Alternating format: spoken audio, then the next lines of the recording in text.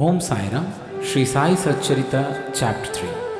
In this chapter, we will cover the following: Sai Baba's sanction and promise, assignment of work to devotees, Baba's stories as beacon light, his motherly love, Rohila's story, his sweet and nectar-like words.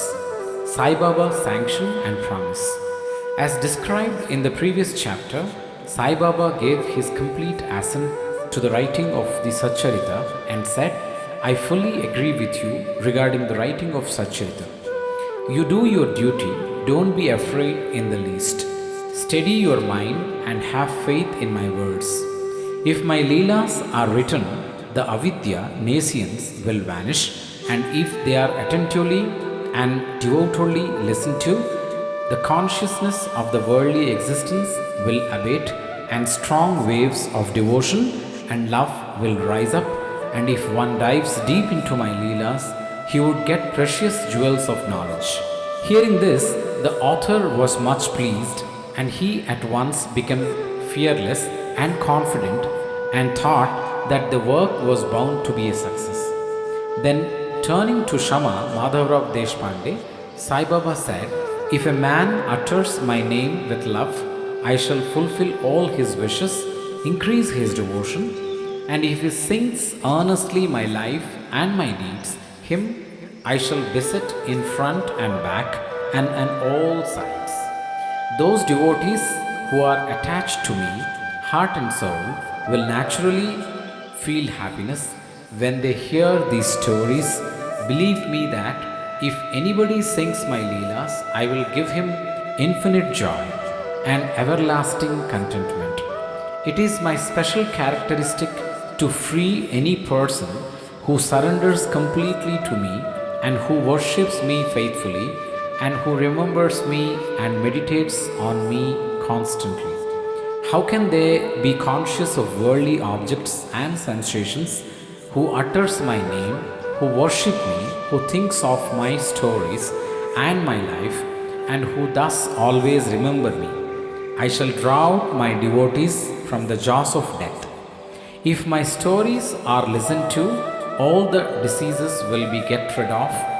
So, hear my stories with respect and think and meditate on them, assimilate them. This is the way of happiness and contentment. The pride and egoism of my devotees will vanish, the mind of the hearers will be set at rest, and if he has wholehearted and complete faith, he will be one with supreme consciousness. The simple remembrance of my name as Sai, Sai, will do away with sins of speech and hearing. Different works assigned to devotees. The Lord entrusts different works to different devotees. Some are given the work of building temples and mutts or ghats, flight of steps on rivers. Some are made to sing the glories of God.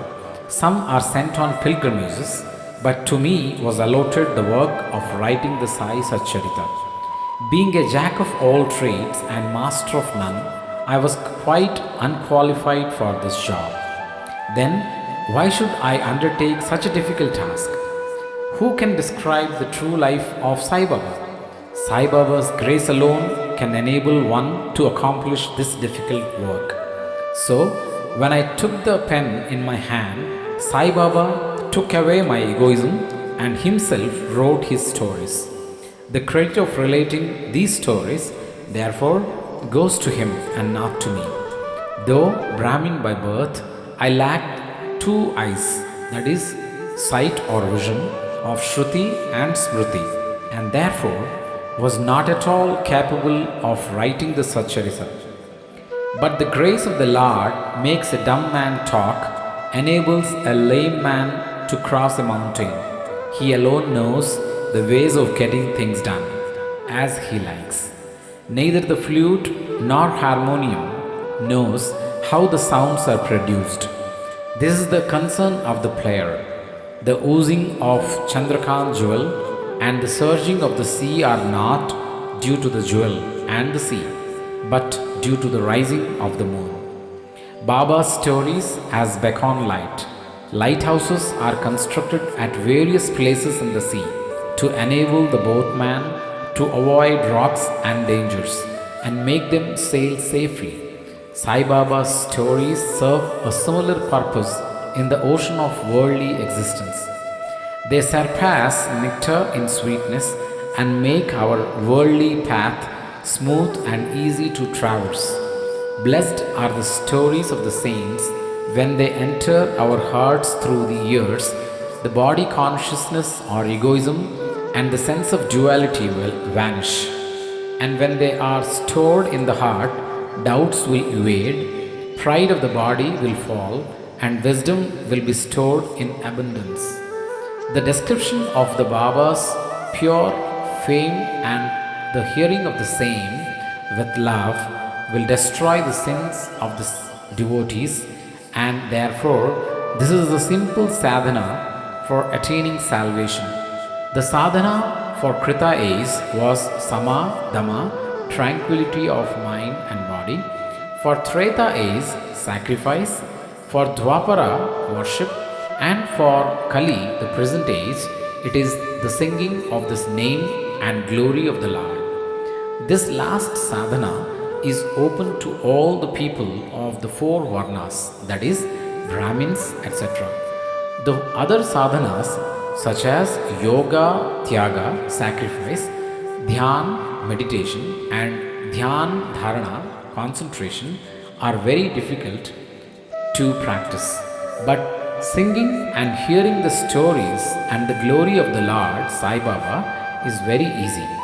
We have only to turn our attention towards them.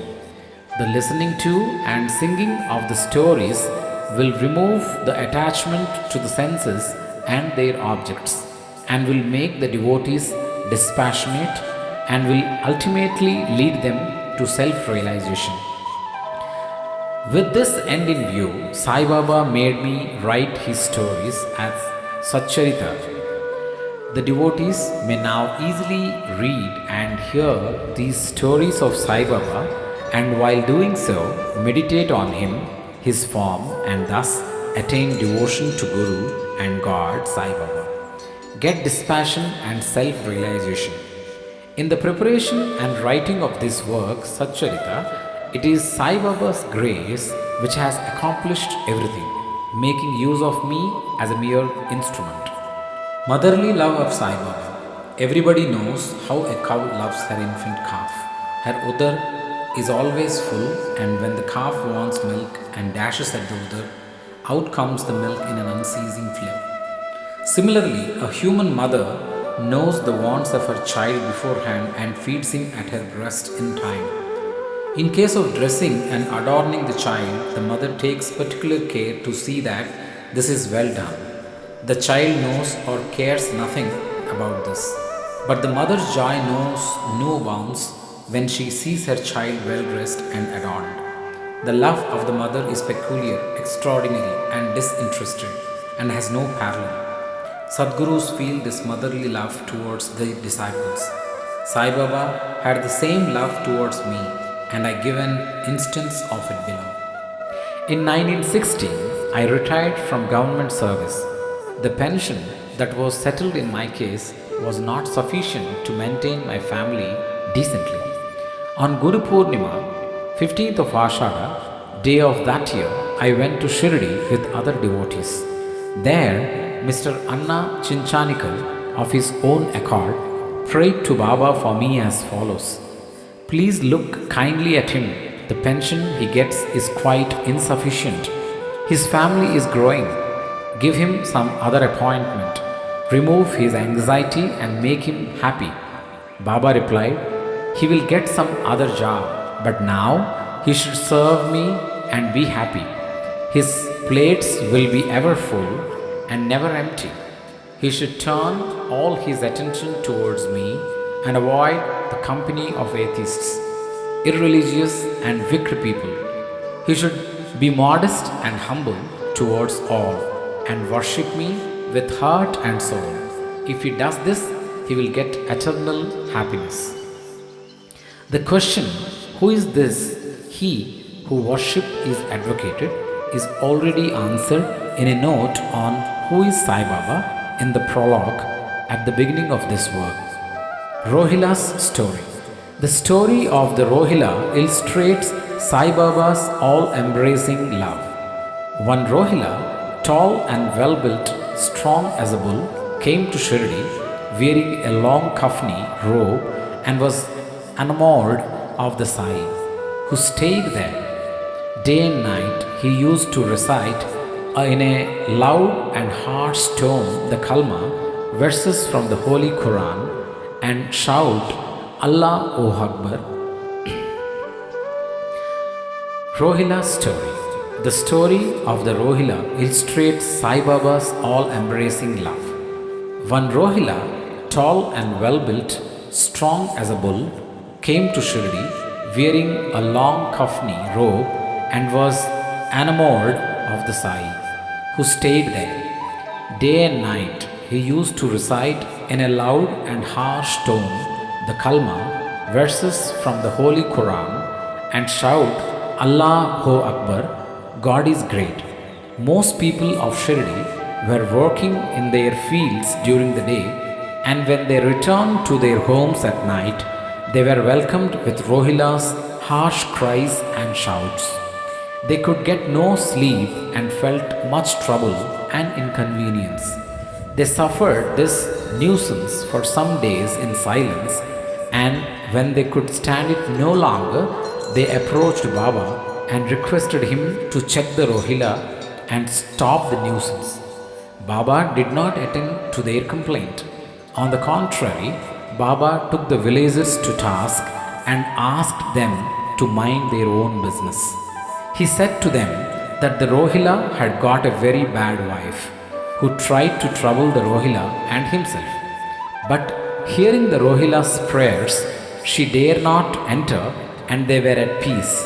In fact, the Rohila had no wife, and by his wife Baba meant Durbuddhi, that is, evil thoughts. As Baba liked prayers and cries to God better than anything else, he took the side of Rohila and asked the villagers to wait and bear with the nuisance, which would abate in due course. Baba's sweet and nectar-like words. One day at noon, after Aarti, devotees were returning to their lodgings when Baba gave the following beautiful advice. Be wherever you like, do whatever you choose. Remember this well, that all what you do is known to me. I am the inner ruler of all and seated in your hearts. I envelop all the creatures, the movable and immovable world. I am the controller, the bipolar of the show of this universe. I am the mother, origin of all the beings, the harmony of three gunas, the propeller of all the senses, the creator, preserver and destroyer. Nothing will harm him who turns his attention towards me, but Maya will lash or whip him who forgets me. All the insects, ants, the visible, movable and immovable world is my body of form. Hearing these beautiful and precious words, I at once decided in my mind to serve no man henceforth but my Guru only.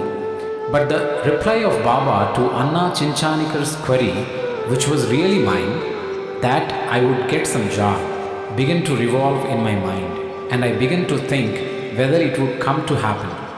As future events showed, Baba's words came true and I got a government job, but that was of short duration. Then I became free and devoted myself solely to the service of my Guru, Sai Baba.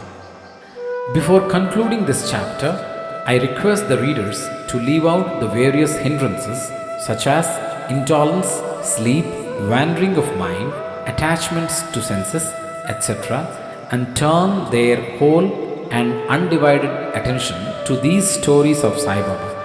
Let their love be natural, let them know the secret of devotion, let them not exhaust themselves by other sadhanas, let them stick to this simple remedy, that is, listening to Sai Baba's stories. This will destroy their ignorance and will secure for them salvation. A miser may stay at various places, but he constantly thinks of his buried treasure. So, let Sai Baba be enthroned in the hearts of all. In the next chapter, I shall speak of Sai Baba's advent in Shirdi. Bow to Shri Sai, peace to all. Om Sai Ram.